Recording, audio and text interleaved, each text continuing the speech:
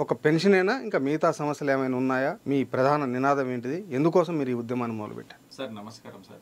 మేము మొదటగా మొదలుపెట్టింది ఉద్యోగుల్లో జరుగుతున్నటువంటి ఈ ఆందోళనకరమైనటువంటి విషయం ఏదైతే ఉందో, పెట్టుబడిదారులకు ఒక ఫ్లోటింగ్ లాగా వెళ్తున్నటువంటి మా యొక్క సొమ్ము అనేటటువంటి వెళ్తుందో ఈ కంట్రిబ్యూటరీ పెన్షన్ విధానం ఏదైతే ఉందో దీన్ని రద్దు చేసి మాకు పాత పెన్షన్ విధానం కావాలనే లక్ష్యంతో 2016 నుంచి ఈ యొక్క పోరాటాన్ని సాగిస్తున్నాం సార్.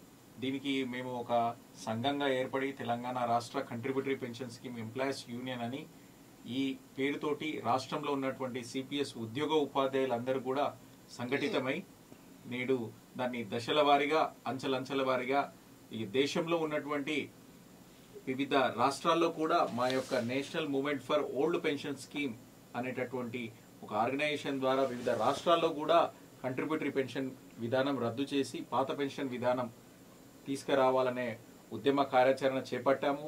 అందుకు అనుగుణంగా కూడా వివిధ రాష్ట్రాల్లో కూడా వాటి యొక్క ఫలితాలను కూడా చూడడం జరిగింది సార్.